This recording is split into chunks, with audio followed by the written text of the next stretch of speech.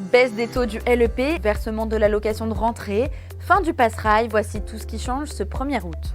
Il n'y a pas de hausse du prix de l'électricité. Le gouvernement a finalement renoncé à répercuter la hausse des tarifs du réseau établi par la Commission de régulation de l'énergie. Cette décision évite une hausse de votre facture de 10 à 40 € selon Bercy. Le taux du livret d'épargne populaire baisse. Ce placement d'épargne voit son taux ramené à 4% contre 5% précédemment.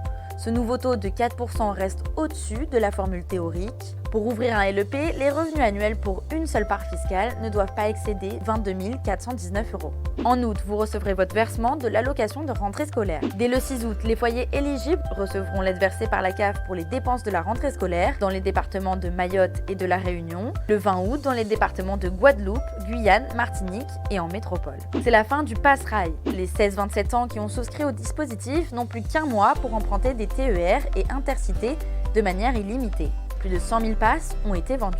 Les taux du livret A et du LDDS sont maintenus. Les taux du livret A et du livret de développement durable et solidaire restent fixés à 3% jusqu'au 1er février 2025. Contrairement au livret d'épargne populaire, toute personne majeure domiciliée fiscalement en France peut en ouvrir un.